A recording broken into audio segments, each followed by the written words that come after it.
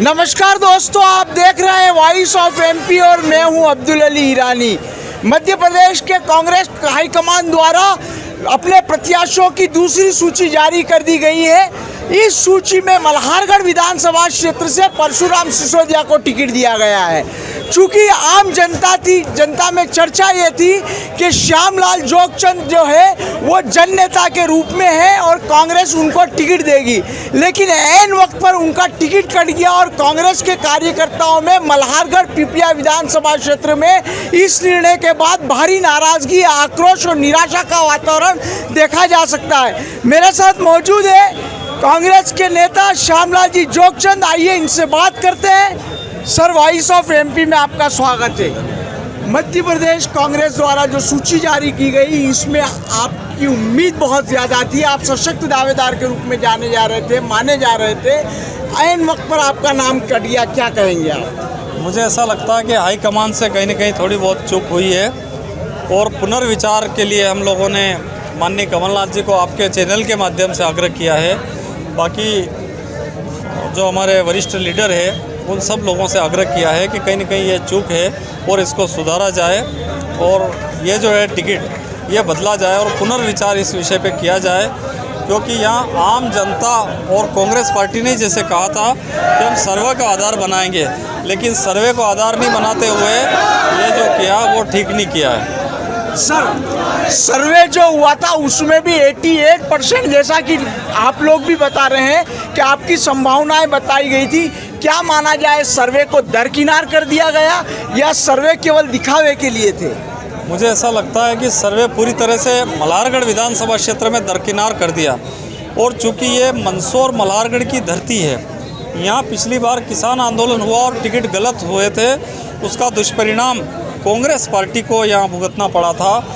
नेता लोग तो टिकट दे देते हैं, लेकिन जो कांग्रेस जो हमारा जो छोटा कार्यकर्ता है उस कार्यकर्ता को बड़ी तकलीफ़ और बड़ी वेदना हमेशा होती है, क्योंकि वो पार्टी के लिए काम करता है और जब उसके अनुरूप टिकट नहीं होता है और पार्टी जब चुनाव हार जाती है तो इस तरीके की बातें होती है। और जो चुनाव हारता है उम्मीदवार, वो दूसरे पर दोषारोपण कर देता है, दूसरे को गालियां देता है और वो कहता है यार तुम लोगों ने हमको हरा दिया। इस तरीके की बातें जो करते हैं और आम कार्यकर्ता ठगा सा महसूस हो जाता रहता है। मैं यही अनुरोध करना चाहता हूं हाईकमान से कि इस पर पुनर्विचार किया जाए और कांग्रेस पार्टी से जिस प्रकार से कांग्रेस के कार्यकर्ता और आम जनता की जो भावना है उसके अनुरूप टिकट वितरण किया जाए। मानते हैं भावनाओं पे कुठाराघात हुआ है और इससे कांग्रेस कार्यकर्ता किस तरह से हताश है, आपके समर्थकों में किस तरह की निराशा है? मैं इन चीज़ों का कह नहीं पा रहा हूँ, बहुत दुखी हूँ। और मेरे पिताजी को कैंसर हो गया था और उनका रेडिएशन चल रहा था। उसी दिन जीतू पटवारी जी आए थे और हम लोग कांग्रेस के कार्यकर्ता मिलके 5000 लोग मिलके काम कर रहे थे। मतलब पार्टी के लिए हमने बहुत काम किया और जिस तरीके से जो कुठाराघात किया जा रहा है वो बिल्कुल ठीक नहीं है।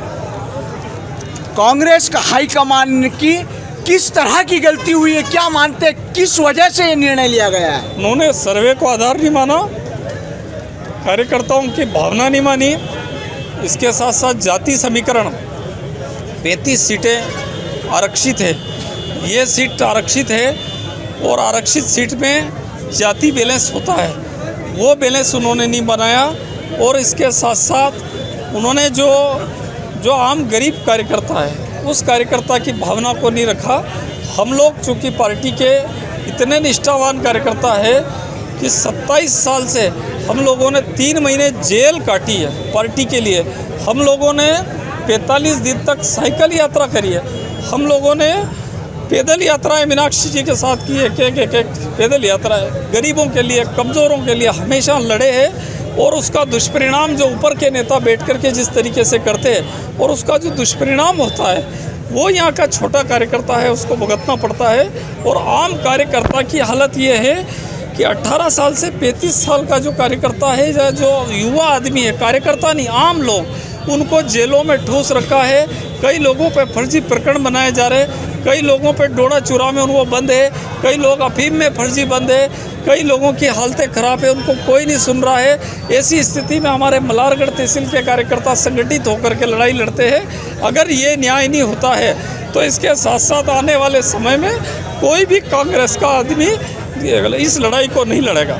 सर, आपको दलितों का, वंचितों का, व्यापारियों का, किसानों का, आम आदमी का नेता कहा जाता है, इसके बावजूद इस तरह का निर्णय, क्या प्रतिक्रिया? मुझे लगता है कि जो घटनाक्रम सामने आया है वो घटनाक्रम रात को 11-12 बजे तक तो वो ठीक चल रहा था। 11 बजे आप ही की भाई साहब MP लगातार उसको दिखा रही थी और एन वक्त पे किसी का फ़ोन कॉल आया और पता नहीं क्या हुआ। और उसके बाद जो सूची बनी तो उन्होंने कहा कि सूची साइन होने के लिए गई, और जब अंदर से सूची आई तो पता चला कि ये सूची में मेरा नाम नहीं था। तो मुझे ऐसा लगता है कि मल्हारगढ़ विधानसभा क्षेत्र का प्रत्येक गरीब, मजदूर और कमज़ोर, यहाँ का व्यापारी, आम आदमी उसके साथ गलत किया। और हमारे संसदीय क्षेत्र का तो दुर्भाग्य ये है कि जितने टिकट दिए कोई जाति समीकरण यहाँ पर नहीं दिया गया, एक ही वर्ग को ज़्यादा टिकट दे दिए, बाकी लोग कहाँ जाएंगे? क्योंकि बाबा साहब अम्बेडकर और हमारे राहुल गांधी जी जो है वो सामाजिक न्याय की बात करते हैं, और जो हमारी माननीय सोनिया गांधी जी है वो सामाजिक न्याय की बात करती है। तो राहुल गांधी जी और सोनिया गांधी जी के जो सपने हैं उनको साकार करने का जो समय था, लेकिन पता नहीं किस चूक के कारण ये गड़बड़ हो गई है। श्यामला है कि क्या वो बगावत पर उतरेंगे? मैं कोई बगावत करने के लड़ेंगे, बगावत करने का हमारा कोई इरादा नहीं है, लेकिन हमारा मल्हारगढ़ विधानसभा क्षेत्र के जितने कांग्रेस के कार्यकर्ता है, आम जनता है, उन लोगों में अपार क्षमता है। और जब भी अन्याय होता है, अन्याय के खिलाफ उठ खड़ा होती है, तो मल्हारगढ़ विधानसभा क्षेत्र की पूरे संसदीय क्षेत्र में जब भी जनता आती है तो अन्याय के खिलाफ हमारे यहाँ की जनता एकत्रित होती है।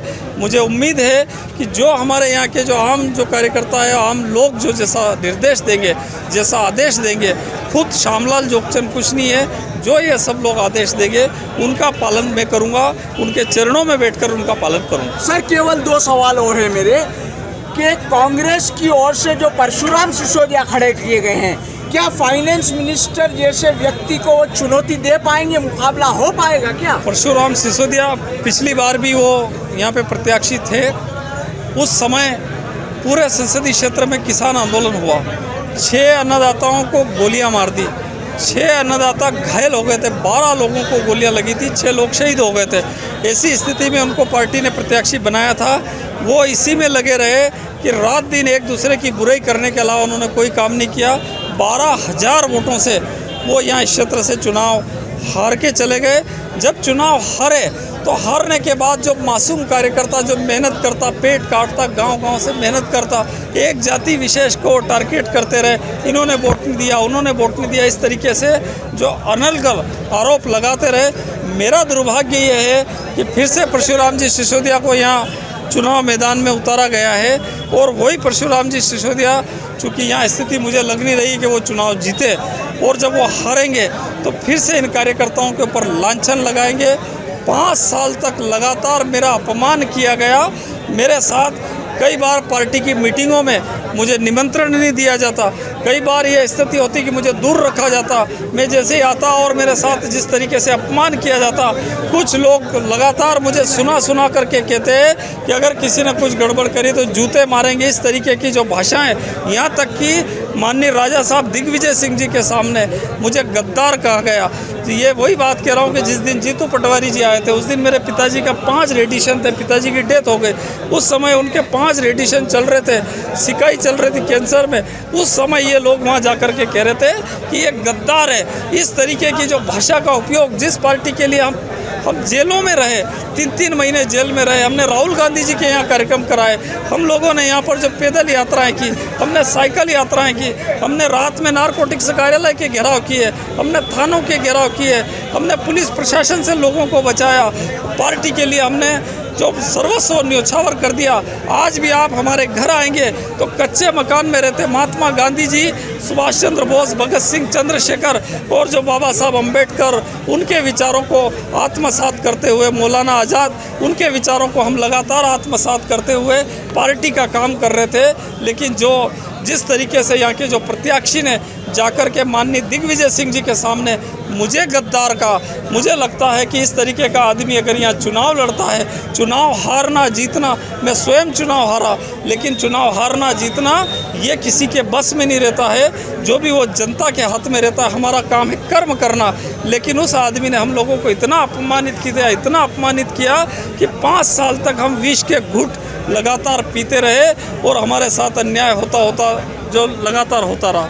कमलनाथ जी से फिर एक आग्रह करेंगे, अपील करेंगे या उम्मीद छोड़कर मैदान में उतरेंगे? हमें पूरी उम्मीद है, अपील है और हम माननीय कमलनाथ जी से आपके चैनल के माध्यम से अनुरोध करते हैं कि उन तक हमारी बात पहुंचे और ये पुनर्विचार इस सीट पर किया जाए और जहाँ जहाँ जो सामाजिक न्याय की बात हो वो करीब करीब सारे समाज, सारे धर्म और इस देश की सारी जो लोग हैं उन लोगों को साथ में लेकर के अगर हम जब तक नहीं चलेंगे तब तक मुझे लगता है कि बाबा साहब अम्बेडकर और महात्मा गांधी और हमारे जो राहुल गांधी जी हैं उनके सपने साकार नहीं होंगे। ये थे श्यामलाल जोगचंद, जिन्होंने बाहुक होकर कहा कि कांग्रेस के हाईकमान ने सामाजिक न्याय की बात को ध्यान में नहीं रखा और सामाजिक न्याय को अनदेखा करते हुए जिन्होंने दलितों के लिए, वंचितों के लिए, व्यापारियों के लिए लड़ाई लड़ी, जेल गए, प्रियंका गांधी के साथ रहकर काम किया, राहुल गांधी की सभाएं की और ज़मीन पर आकर यथार्थ के धरातल पर कांग्रेस के लिए काम किया, उसको नज़रअंदाज किया। श्यामलाल जोगचंद ने कहा कि मैं एक बार फिर कमलनाथ से आग्रह करूंगा, यदि मेरा आग्रह और अपील नहीं मानी गई तो कार्यकर्ताओं के आदेश पर मैं पुनः मैदान संभाल सकता हूं। वॉइस ऑफ एमपी के लिए मेरे सहयोगी पवन राव शिंदे के साथ अब्दुल अली ईरानी।